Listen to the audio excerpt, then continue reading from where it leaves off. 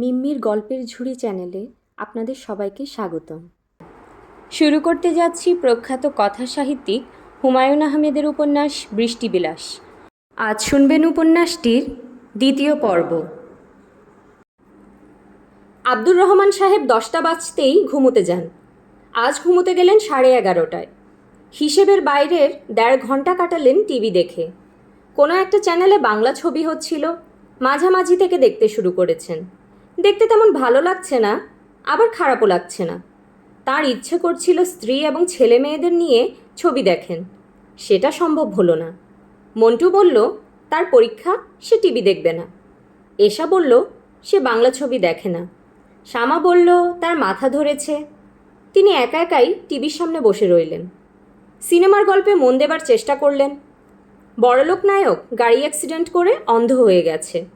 তার সেবা শুশ্রূষা করার জন্য অসম্ভব রূপবতী এক নার্স বাড়িতে এসেছে।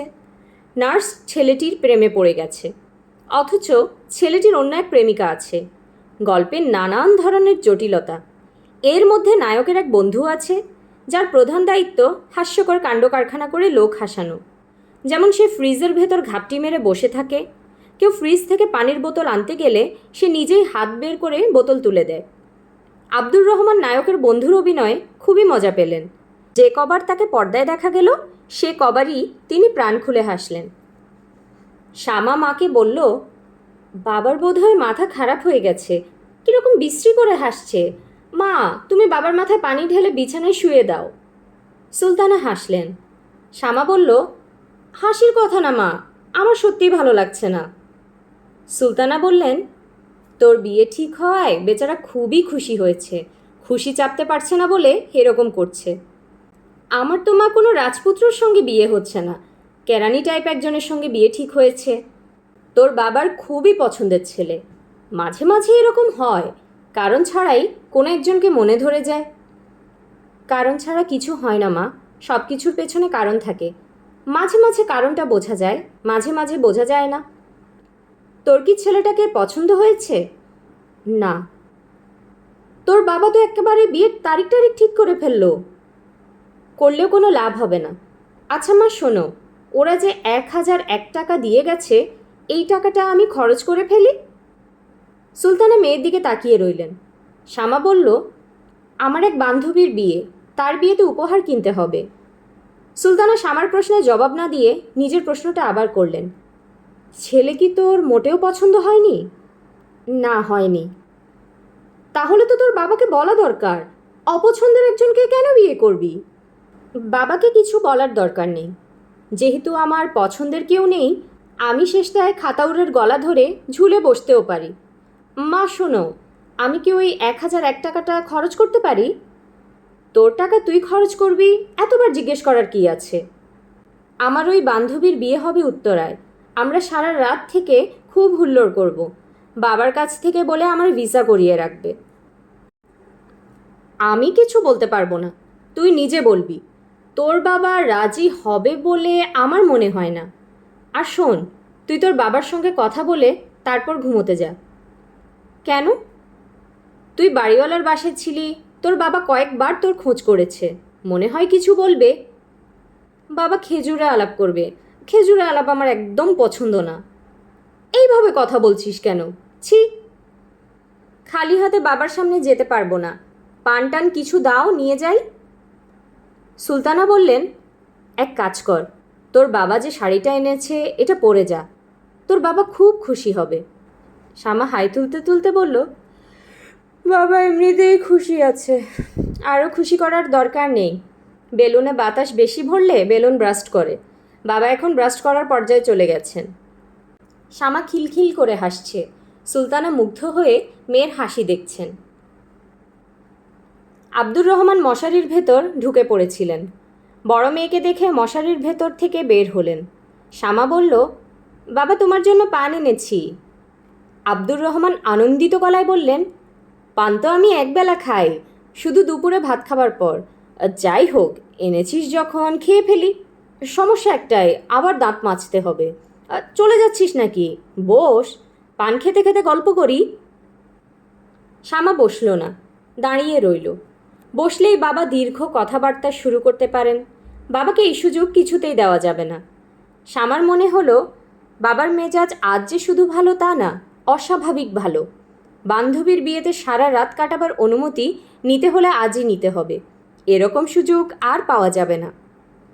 আব্দুর রহমান পান মুখে দিয়েই বললেন, এশার কাছে একটা টেলিফোন নাম্বার আছে, আতাউরের নাম্বার।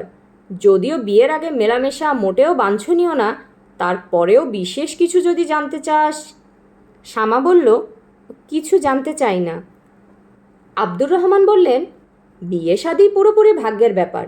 অনেক খোঁজ খবর করে বিয়ে দেবার পর দেখা যায় বিরাট ঝামেলা। স্বামী তেল আর স্ত্রী জল আলাদা হয়ে যায়। ঝাঁকাঝাঁকি করলে মেশে, আবার ঝাঁকাঝাঁকি বন্ধ করলেই তেল জল আলাদা হয়ে যায়। শ্যামা বাবার দিকে তাকিয়ে আছে। আব্দুর রহমান হড়বড় করে কথা বলেই যাচ্ছেন। তার মুখ থেকে পানের রস গড়িয়ে সাদা গেঞ্জিতে পড়ছে। থুতনিতে রস লেগে আছে। তিনি তেল জল বিষয়ক কথাবার্তা বলেই যাচ্ছেন। নিজেও বোধহয় জানেন না। শ্যামা ভেবে পাচ্ছে না তার বাবা এত খুশি কেন, রহস্যটা কি। সে বাবাকে থামিয়ে দিয়ে বলল, বাবা, তোমাকে একটা জরুরি কথা চট করে বলে ফেলি। আব্দুর রহমান আগ্রহ নিয়ে বললেন, কি কথা? আমার এক বান্ধবীর বিয়ে, মীরা নাম, উত্তরায় ওদের বাড়ি। আমরা সব বন্ধুরা দল বেঁধে বিয়েতে যাচ্ছি। মীরা বলে দিয়েছে আমাদের সারা রাত থাকতে হবে। থাকবি? বন্ধু বান্ধবের বিয়েতে মজা না করলে কার বিয়েতে করবি? তোর বিয়েতে ওদের সবাইকে বলবি। গায়ে হলুদের পর থেকে যেন সবাই থাকে। একটা ঘর তোর বন্ধুদের জন্য ছেড়ে দেব, মেঝেতে টানা বিছানা করে দেব। ঠিক আছে রে মা? শ্যামা বলল, ঠিক আছে বাবা। আজকের পত্রিকা পড়েছিস? হ্যাঁ। ইদানিং সব পত্রিকায় একটা নতুন ব্যাপার হয়েছে, কার্টুন ছাপা হচ্ছে। বেশিরভাগ সময়ে খুব ফালতু টাইপ, মাঝে মাঝে আবার খুবই ভালো। আজকেরটা কি ভালো? আজকেরটা খুবই ভালো। হাসতে হাসতে অবস্থা কাহিল। ঘটনাটা হলো, এক লোকের পা ভাঙা, হাসপাতালে পড়ে আছে। তার বন্ধু গিয়েছে তাকে দেখতে। বন্ধু বলল, কিরে, পা কিভাবে ভাঙলি? সে বলল, সিগারেট খেতে গিয়ে পা ভাঙলাম। বন্ধু বলল, এটা আবার কেমন কথা? সিগারেট খেতে গিয়ে কেউ পা ভাঙে? সে বলল, ঘটনাটা হলো, সিগারেট শেষ করে জ্বলন্ত টুকরাটা খোলা ম্যানহোলে ফেলে দিলাম। তারপর অভ্যাস বশে পা দিয়ে সেই সিগারেট নেভাতে গিয়ে হা হা হা হা। আব্দুর রহমান হেসেই যাচ্ছেন। পানের রসে তার গেঞ্জি এখন মাখামাখি। শ্যামা অবাক হয়ে তার বাবাকে দেখছে। মানুষটা এত খুশি কেন? মিথ্যা দুই রকমের আছে। হঠাৎ মুখে এসে যাওয়া মিথ্যা আর ভেবেচিন্তে বলা মিথ্যা। হঠাৎ মিথ্যা আপনা আপনি মুখে এসে যায়, কোনো পরিশ্রম করতে হয় না। ভেবেচিন্তে মিথ্যা বলাটাই কঠিন। এই মিথ্যা সহজে গলায় আসে না, বারবার মুখে আটকে যায়। শ্যামার মুখে অবশ্যই মিথ্যা তেমন আটকাচ্ছে না। সে গড়গড় করেই বলে যাচ্ছে এবং নিজেও খুব বিস্মিত হচ্ছে। সে কথা বলছে টেলিফোনে। ওপাশে ফোন ধরে আছে আতাউর। মাত্র সন্ধ্যা হয়েছে। সন্ধ্যাবেলা মিথ্যা বলতে নেই, শ্যামাকে বলতে হচ্ছে। শ্যামা বলল, আপনি আমাকে চিনবেন না, আমার নাম এশা। শ্যামা আপু যার সঙ্গে আপনার বিয়ের কথাবার্তা হয়েছে, আমি তার ছোট বোন। ও আচ্ছা, তুমি কেমন আছো? ভালো আছি। আপনার টেলিফোন নাম্বার আমি আপাকে দিয়েছিলাম। সে আপনাকে টেলিফোন করবে না, লজ্জা পায়। কাজেই ভাবলাম আমিই করি। আপনি বিরক্ত হচ্ছেন না তো? বিরক্ত হব কেন? আপনার চেহারা দেখে মনে হয় আপনি অল্পতেই বিরক্ত হন। আমি অল্পতে কেন, বেশিতেও বিরক্ত হই না। বিরক্ত না হলেই ভালো, কারণ বড় আপুর স্বভাব হলো সবাইকে বিরক্ত করা। আপনাকে সে বিরক্ত করে মারবে। আপনার সঙ্গে সে নানান ধরনের ফাজলামি করবে, আপনার জীবন অতিষ্ঠ করে তুলবে। তাই নাকি? হ্যাঁ তাই। সে আপনাকে কি ডাকছে জানেন? ডাকছে খাতাউর। খাতাউর? হ্যাঁ খাতাউর। আপনাকে ডাকছে নওয়ানির জমিদার মিস্টার খাতাউর। শোনো এশা, আমরা জমিদার টমিদার না। আমার চাচার বেশি কথা বলা অভ্যাস। আমার খুবই লজ্জা লাগছে যে তিনি এ ধরনের কথাবার্তা বলেছেন। এখন জমিদার না হলেও একসময় তো ছিলেন। অনেক আগের কথা। আমরা এখন খুবই দরিদ্র মানুষ। আপনার জমিদারি নিয়ে বড় আপা কিন্তু আপনাকে খুব খেপাবে। গতকালই আমাকে বলেছে, এই এশা, তুই আমাকে আপা ডাকবি না। আমি জমিদারের বউ, আমাকে ডাকবি মহামান্য নোয়ানির প্রাক্তন জমিদারনি। তোমার কথা শুনে আমার তো খুবই লজ্জা লাগছে। আর আপনি খুব কাশছিলেন তো, এই নিয়েও বড় আপু অনেক মজা করেছে। বলেছে খাতাউর সাহেবের যক্ষা আছে। যক্ষা হচ্ছে রাজরোগ। সে রাজা মানুষ, তার তো রাজরোগ থাকবেই। আচ্ছা শুনুন, আপনার কাশি কি কমেছে? হ্যাঁ, কমেছে। আপাকে দেখে ওই দিন আপনার কেমন লেগেছে? বেশ সুন্দর। আপনি তো চোখ তুলে আপার দিকে তাকাননি। আপার ধারণা আপনি পায়ে স্যান্ডেল পরেছিলেন, সেই স্যান্ডেলের ফিতার ডিজাইন নিয়ে গবেষণা করে আপনার পুরো সময় কাটিয়ে দিয়েছেন। আচ্ছা শুনুন, নাস্তা দেবার সময় আপা যখন সবাইকে বাদ দিয়ে আপনাকে প্রথম প্লেটটা দিল, তখন কি একটা ধাক্কার মতো খেয়েছিলেন? না। তাহলে আপার হিসেবে ভুল হয়েছে। আপা আপনাকে চমকে দেবার জন্য এই কাজটা করেছে। সে মানুষকে চমকাতে খুব পছন্দ করে। এখন বুঝতে পারছি আপা আপনাকে চমকাতে পারেনি। অন্য সময় হলে অবশ্যই চমকাতাম। ওই দিন ঘোরের মধ্যে ছিলাম, কিছু বুঝতে পারিনি। আরেকটা কথা, আপনারা যে আপাকে টাকা আর আংটি দিলেন, আপনারা যখনই মেয়ে দেখতে যান পকেটে টাকা আর আংটি নিয়ে যান। আপার ধারণা আপনারা আগে অনেক মেয়ে দেখেছেন, প্রতিবারই পকেটে করে টাকা আংটি নিয়ে গেছেন। আপার ধারণাটা কি ঠিক? হ্যাঁ ঠিক। আচ্ছা ধরুন কোনো কারণে বিয়ে হলো না, তখন কি আপনারা টাকা আংটি ফেরত নেবেন? এমন কথা বলছো কেন? এমনি বলছি, রাগ করবেন না। রাগ করছি না, আমি এত সহজে রাগ করি না। আপনার সঙ্গে যে আমার এত কথা হয়েছে এটাও আপাকে বলবেন না, সে জানলে খুবই রাগ করবে। আপা চট করে রেগে যায়। আপার স্বভাব আপনার উল্টো। আপনি রাগ করেন না, আপা করে। স্কুলে তার নাম ছিল আর কে। আর কে মানে কি? আর কে মানে রাজকুমারী। আপনি কিন্তু আপাকে কিছু বলবেন না। আমি কখনো তাকে বলবো না। আচ্ছা শুনুন, আমার মাথায় একটা বুদ্ধি এসেছে। আপা যেমন আপনাকে চমকে দিতে চাচ্ছে, আপনিও তাকে চমকে দিন। আমি আপনাকে সময় বলে দিচ্ছি, ঠিক 1:30টার সময় আপা কলেজ থেকে বের হয়। কলেজের গেটের সামনে আপনি ফুল নিয়ে দাঁড়িয়ে থাকুন।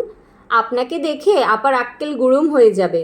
আমার ধারণা হাত থেকে বই খাতা ফেলে দেবে। এই কাজটা আমি করতে পারবো না এশা, আমি খুবই লাজুক মানুষ। তাহলে কি করা যায় বলুন তো? তোমাকে কিছু করতে হবে না, থ্যাংক ইউ। না, আপনাকে করতে হবে। আমি চাই আপনি আপাকে চমকে দিন। আপার একটা শিক্ষা হোক। আপনাকে কলেজের গেটের সামনে দাঁড়াতে হবে না। একটা কনফেকশনারির দোকান আছে, নাম নিরালা। আপনি দোকানে ঢুকে একটা কোক বা পেপসি খাবেন, আপা সেখানে উপস্থিত হবে। সে শুধু শুধু সেখানে যাবে কেন? যাবে কারণ আমি তাকে বলে দেব ওই দোকান থেকে আমার জন্য একটা জিনিস আনতে। পারবেন? না, পারবো না। আপনাকে পারতেই হবে, প্লিজ। আগামীকাল দুপুর 1:30টায় 1:40 আপার ক্লাস শেষ হবে। দোকানে আসতে আসতে তার লাগবে 10 মিনিট। এশা, আমি এই কাজটা করতে পারবো না। না পারলে আর কি করা? আমার অফিস আছে, অফিস কামাই দিয়ে দোকানে বসে কোক খাওয়া? কোক খাওয়ার জন্য তো অফিস কামাই দিচ্ছেন না, যে মেয়েটিকে বিয়ে করতে যাচ্ছেন তার সঙ্গে কিছুক্ষণ গল্প করতে যাচ্ছেন। বিয়ের পর তো গল্প করবই। বিয়ের পর গল্প করা আর বিয়ের আগে গল্প করা কি এক? এক না? না, এক না। আকাশ পাতাল তফাৎ। তুমি বুঝলে কি করে? তুমি তো বিয়ে করনি। বিয়ে না করলেও বুঝতে পারছি।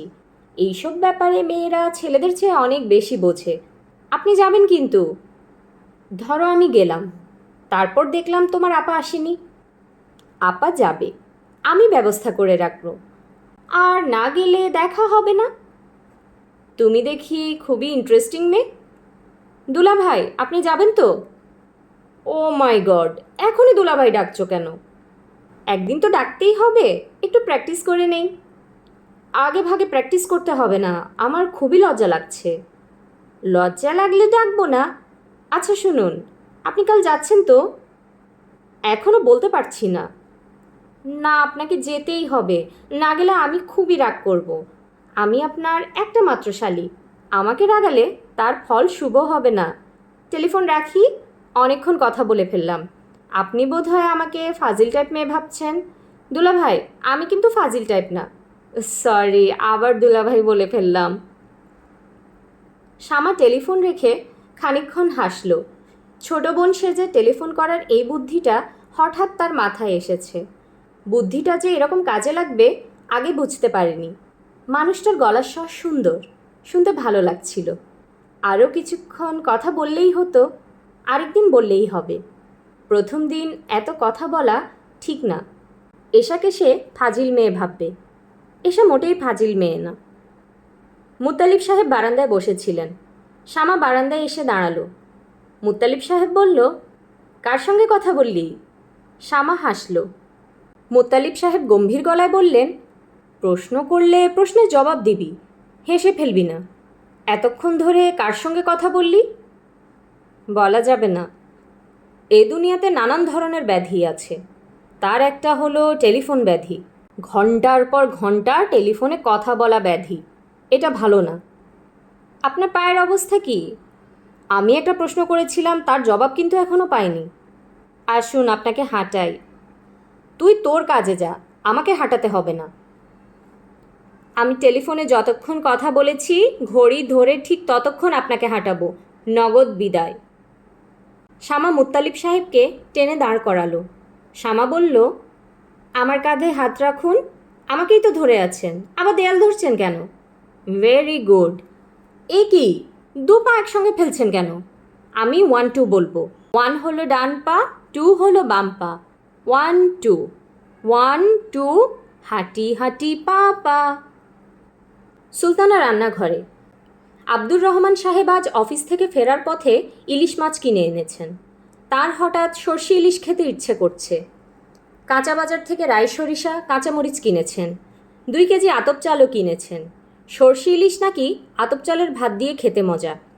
ইলিশ সর্ষে রান্না হচ্ছে। এশা খুব আগ্রহ নিয়ে বসে আছে। সুলতানা বললেন, রান্নাঘরে বসে আছিস কেন? এশা বলল, রান্না শিখছি। মা, আজ আমি রাঁধবো, তুমি আমাকে দেখিয়ে দাও। সুলতানা স্বস্তির নিঃশ্বাস ফেললেন। এশার মুখ থেকে অন্ধকার দূর হয়েছে। গত কয়েকদিন চিমসে মেরেছিল, এখন হাসি খুশি ভাবটা ফিরে এসেছে। তার যে সমস্যা ছিল নিশ্চয়ই সেই সমস্যা দূর হয়েছে। সুলতানার সামান্য মন খারাপ হলো। তার মেয়েগুলি খুবই চাপা স্বভাব, মনের কথা কেউ মার সঙ্গে বলে না। এশা বলল, লবণের অনুমানটা কিভাবে করো মা? কোনো নিয়ম আছে কি? সুলতানা বললেন, পুরোটাই আন্দাজ। মাখানোর পর জিভে নিয়ে লবণ দেখে নিতে হয়। ওয়াক থু, কাঁচা মাছের রস মুখে দেব? পরে পানি দিয়ে কুলি করে মুখ পরিষ্কার করবি। এশা মাছ মাখাচ্ছে। সুলতানা মুগ্ধ হয়ে মেয়ের কাজ দেখছেন। সময় কত দ্রুত পার হচ্ছে। এতটুকু মেয়ে ছিল, দেখতে দেখতে কত বড় হয়ে গেছে। একজনে তো বিয়েই ঠিক হয়ে গেল। মা, দেখো তো লবণ কি এতটুকু দেব? বেশি হয়ে গেছে, আরও কম। একটা ব্যাপার লক্ষ্য রাখবি, লবণ কম হলে পরে দেয়া যায়, বেশি হলে কিন্তু কমানো যায় না। বেশি হলে পানি দিয়ে ঝোল বাড়িয়ে দেব। সর্ষে বাটায় পানি দিবি কিভাবে? তাও তো কথা। সুলতানা আগ্রহের সঙ্গে বললেন, কাঁচামরিচের একটা ব্যাপার তোকে শিখিয়ে দেই। কাঁচামরিচ আস্ত দিলে মরিচের ঘ্রাণটা তরকারিতে যায়, তরকারি ঝাল হয় না। আর যদি মাঝখান দিয়ে কেটে দিস তাহলে মরিচের ঘ্রাণও যায়, তরকারি ঝালও হয়। আমরা কি করব মা? ঝাল করব না মরিচের গন্ধওয়ালা তরকারি করব? তুই রান্না করছিস, তুই ঠিক কর। এশাকে খুব চিন্তিত মনে হচ্ছে। সে কি করবে বুঝতে পারছে না। সে ভুরু কুঁচকে আছে। এশা বলল, মা, আমার খুব আশ্চর্য লাগছে। কেন? সামান্য রান্না, এর মধ্যে ডিসিশন নেওয়ার ব্যাপার আছে। আমাকে চিন্তা করতে হচ্ছে কি করব। ঝাল তরকারি করব নাকি মরিচের ঘ্রাণওয়ালা তরকারি করব? মা, আমি তো খুব চিন্তার মধ্যে পড়ে গেছি। সুলতানা তার চিন্তাগ্রস্ত মেয়ের দিকে তাকিয়ে আছেন। তার খুবই মজা লাগছে। এশা বলল, মা, তুমি যদি এখন বারান্দায় যাও তাহলে খুব মজার একটা দৃশ্য দেখবে। কী দৃশ্য দেখব? আপা বাড়িওয়ালা চাচাকে হাঁটা শেখাচ্ছে, ধরে ধরে হাঁটাচ্ছে আর মুখে মুখে বলছে, হাঁটি হাঁটি পা পা। আপা খুবই মজা পাচ্ছে, বারান্দার এক মাথা থেকে আরেক মাথায় যাচ্ছে। সুলতানা ছোট্ট নিঃশ্বাস ফেলে বললেন, মুত্তালিব সাহেব বেচারা পা নিয়ে ভালো সমস্যায় পড়েছেন। কি অদ্ভুত রোগ, হাঁটু বাঁকে না। এশা বলল, মা, তোমাকে একটা কথা বলবো। তুমি কিন্তু রাগ করতে পারবে না। যদি প্রমিস করো রাগ করবে না, তাহলেই কথাটা বলবো। রাগ করার মতো কথা? হুম। আমার কথা শুনলে তোমার হয়তো মনে হবে আমার মন ছোট বলে এই ধরনের কথা বলছি। কথাটা কি? বাড়িওয়ালা চাচার সঙ্গে আপার এত মেশা ঠিক না, মেশামেশি বেশি হচ্ছে। সুলতানা বিস্মিত হয়ে বললেন, এইসব কি বলছিস? উনি আমাকে নিজের মেয়ের মতন দেখেন, মা ডাকেন। এশা বলল, মা ডাকলেও ঠিক না। ঠিক না কেন? আমি তোমাকে বুঝিয়ে বলতে পারবো না মা, আমার কাছে মনে হচ্ছে ঠিক না। মোত্তালিব চাচা আপাকে খুব পছন্দ করেন, আবার আপা ওনাকে খুব পছন্দ করেন। তুমি কি লক্ষ্য করেছো দিনের মধ্যে একবার দোতলায় না গেলে আপা থাকতে পারে না? ও যায় টেলিফোন করতে। টেলিফোন করতে যাওয়াটা আপার একটা অজুহাত। তুই বেশি বেশি বোঝার চেষ্টা করছিস এশা। এত বেশি বোঝা কিন্তু ঠিক না। কিছু কিছু মানুষ আছে ভালোর মধ্যে মন্দ খুঁজে, তুইও তাদের মতো হয়ে গেলি। তুমি রেগে যাচ্ছ মা, কথা ছিল তুমি রাখবে না। আমি রাগিনি, তোর কথা শুনে বিরক্ত হচ্ছি। মানুষের সম্পর্ক এত ছোট করে দেখতে নেই। এশা চুলায় হাঁড়ি বসাতে বসাতে বলল, মা শোনো, একবার মোতালিব চাচার টেলিফোন নষ্ট ছিল, প্রায় 1 মাস নষ্ট ছিল। এই 1 মাসও কিন্তু বড় আপা প্রতিদিন একবার করে দোতলায় গেছে। তাতে কি হয়েছে? কিছু হয়নি, এমনি বললাম। তুমি যে বললে আপা টেলিফোন করতে যায়, এটা যে ঠিক না তা বোঝানোর জন্য বললাম। তুমি রেগে যাচ্ছ বলে তোমাকে গুছিয়ে কিছু বলতে পারছি না। মা শোনো, আপা যখন শুনবে আজ বাসায় সর্ষে ইলিশ রান্না হচ্ছে, সে খুব ব্যস্ত হয়ে পড়বে মোতালিব চাচার জন্য তরকারি পাঠাতে। এতে দোষের কি আছে? তিনি শামাকে নিজের মেয়ের মতন দেখেন। মেয়ে কি বাবার জন্যে তরকারি নিয়ে যাবে না? এক টুকরা মাছ মানুষটার জন্য নিয়ে গেলে সেটা দোষের হয়ে যাবে? এশা বলল, মা সরি, এই প্রসঙ্গটা তোলা ঠিক হয়নি। তোমার মুখ থেকে রাগ রাগ ভাবটা দূর করে সহজভাবে তাকাও। আমার মন আসলেই ছোট, কি আর করা। মা, চা খাবে? না। চা খাও, আমি তোমাকে চা বানিয়ে খাওয়াচ্ছি। চা বানানোটা আমি ভালো শিখেছি মা। বানাই প্লিজ? বললাম তো না। তোমার সঙ্গে আমার চা খেতে ইচ্ছে করছে মা, কঠিন মুখে না বলবে না। আমি তো স্বীকার করেছি আমার মন ছোট, তারপরেও রাগ করে থাকাটা কি ঠিক? এশা খালি চুলায় চায়ের কেতলি বসালো। শামা এসে উপস্থিত হলো। খুশি খুশি গলায় বলল, চা হচ্ছে নাকি রে? আমিও চা খাবো। আজ কি তুই রান্না করছিস? হুম। কী রান্না? সর্ষে ইলিশ। ইলিশ মাছে ডিম ছিল? ছিল। ডিমটা আলাদা করে রাখবি। মোত্তালিব চাচা ইলিশ মাছের ডিম পছন্দ করেন। ডিমটা আমি ওনাকে দিয়ে আসব।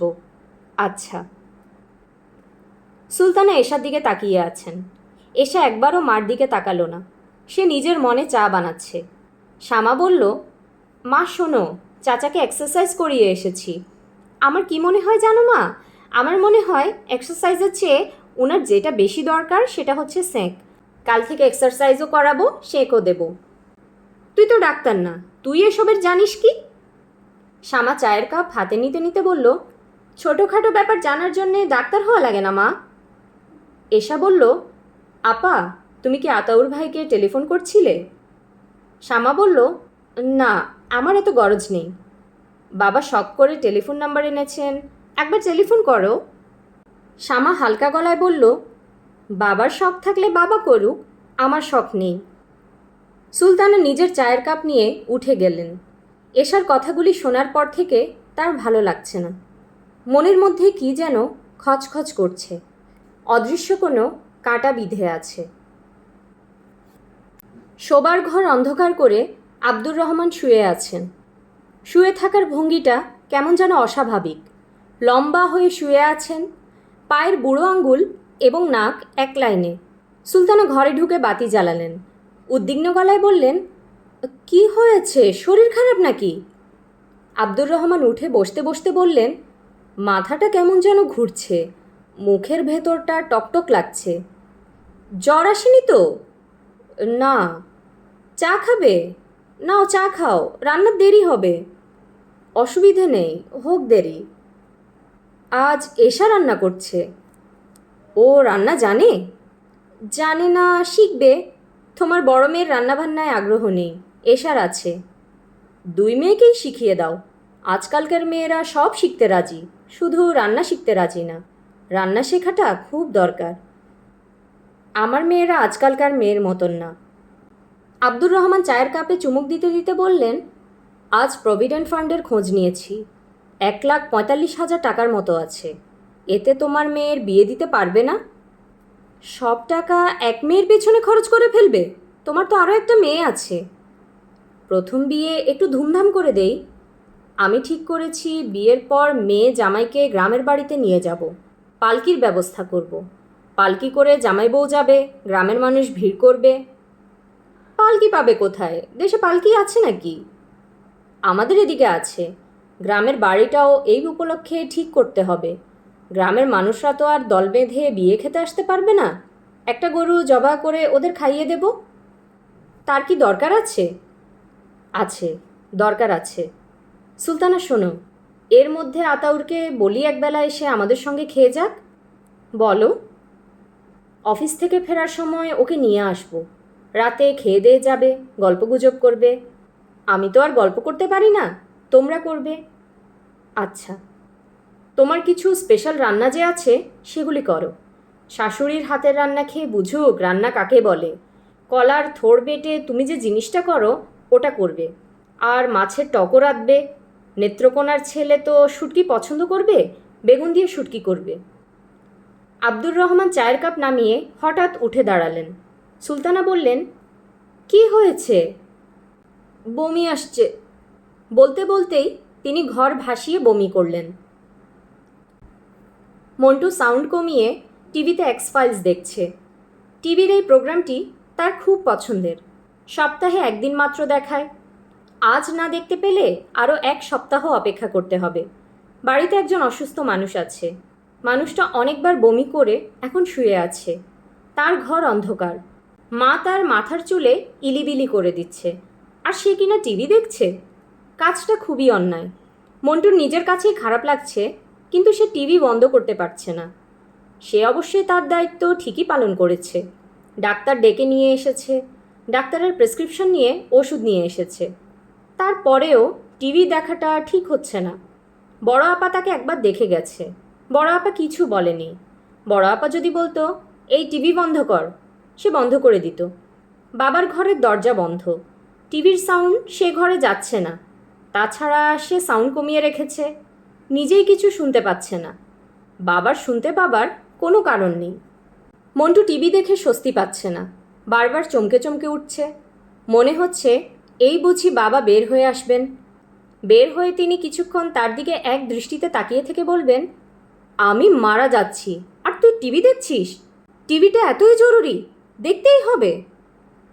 বাবা অবশ্যই মারা যাচ্ছে না। 2-3 বার বমি করলে কেউ মারা যায় না। ডাক্তার সাহেব বলেছেন আজে বাজে খাবার খেয়ে পেট গরম হয়েছে। তিনি ওরসালাইন খেতে দিয়েছেন আর ঘুমের ওষুধ দিয়েছেন। খট করে শব্দ হলো। বাবার ঘরের দরজা খুলছে। মন্টু টিভির উপর ঝাঁপিয়ে পড়ে টিভি বন্ধ করল। সুলতানা বের হয়ে এলেন। তিনি সহজ গলায় বললেন, পড়তে যা, টিভির সামনে বসে আছিস কেন? বলেই তিনি মেয়েদের ঘরে ঢুকলেন। মন্টু আবারও টিভি ছাড়ল। এক্স ফাইলে আজকের গল্পটা খুবই জটিল। এক লোকের অস্বাভাবিক ক্ষমতা আছে। সে তার ইচ্ছাশক্তি দিয়ে মানুষকে প্রভাবিত করতে পারে, কিন্তু সব সময় পারে না। ইচ্ছাশক্তি খাটাতে হলে তার আশেপাশে গাছ লাগে। টবে বসানো গাছ হলেও হয়।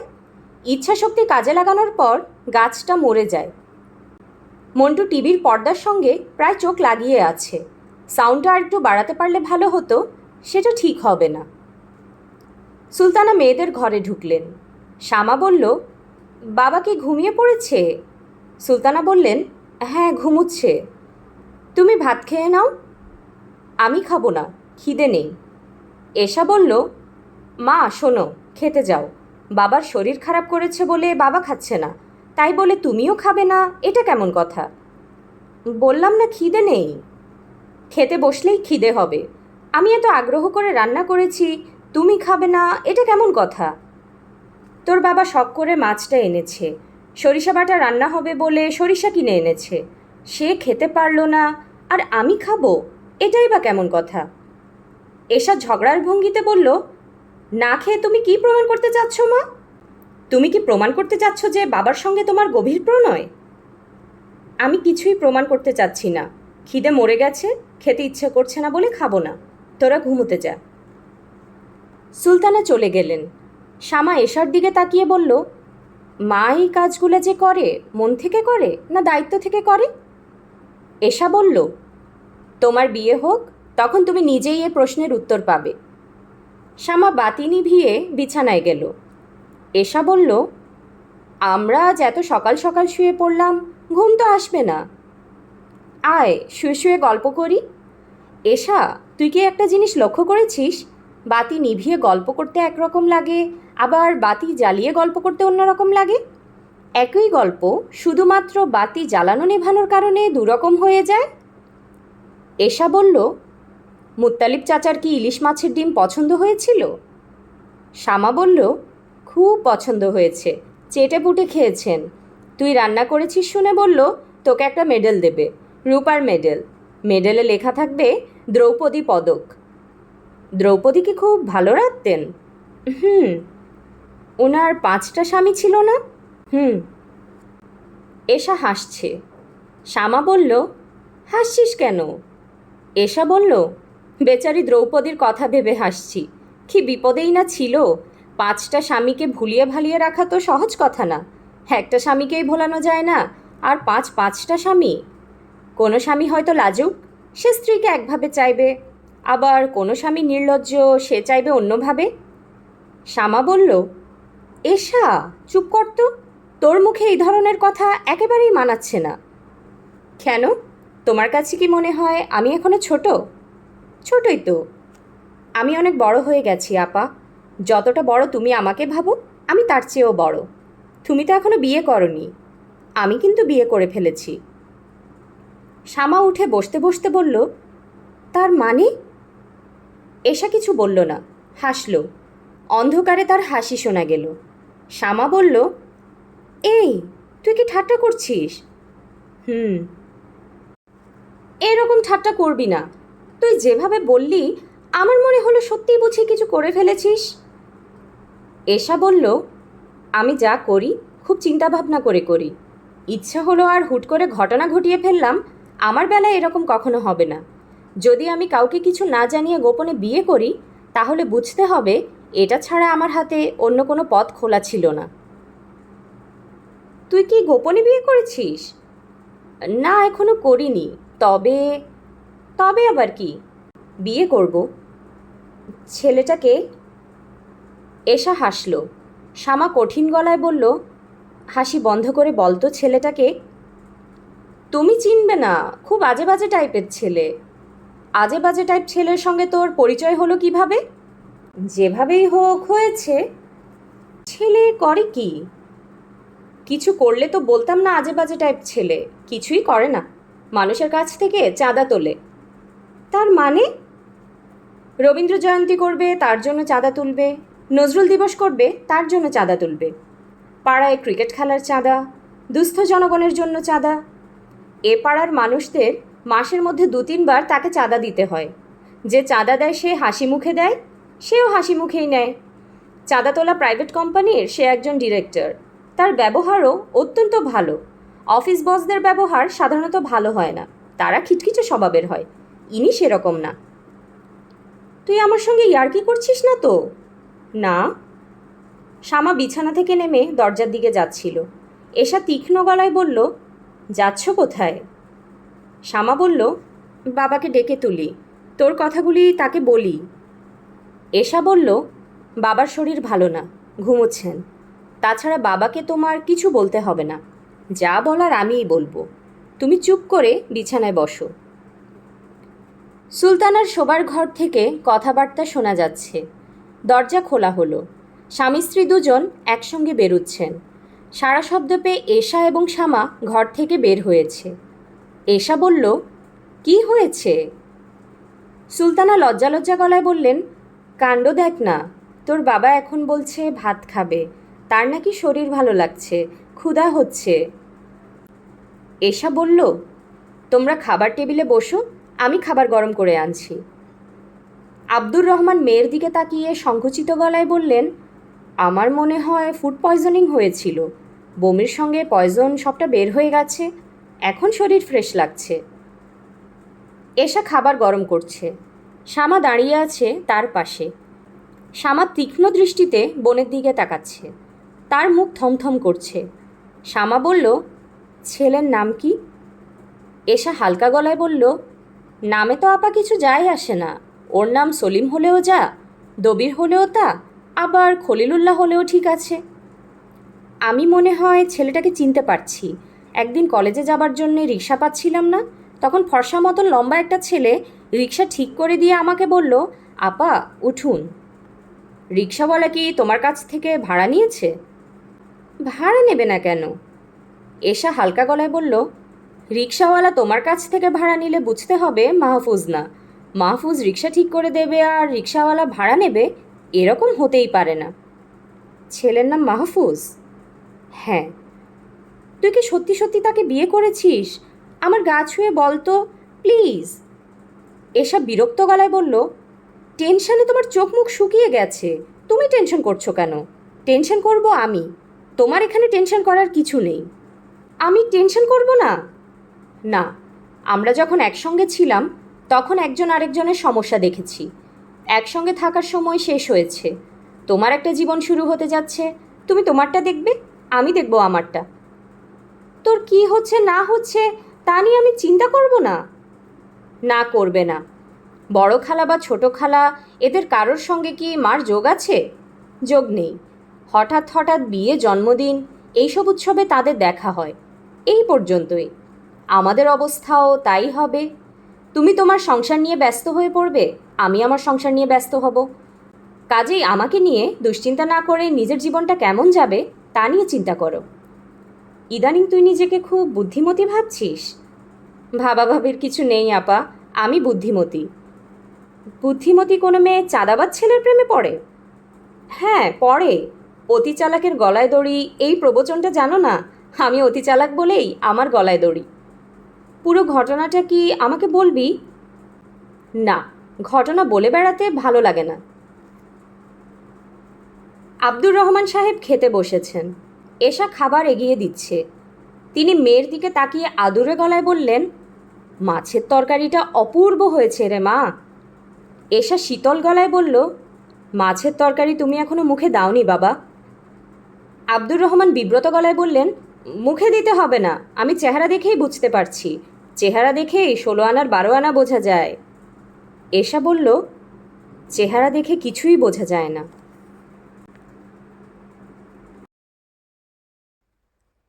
শুনছিলেন প্রখ্যাত কথা সাহিত্যিক হুমায়ুন আহমেদের উপন্যাস বৃষ্টিবিলাস।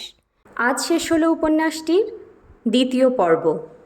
পরবর্তী পর্বগুলো শোনার জন্য কাইন্ডলি চ্যানেলটি সাবস্ক্রাইব করবেন এবং গল্প পাঠ ভালো লাগলে লাইক এবং কমেন্ট দিয়ে পাশে থাকবেন। ধন্যবাদ।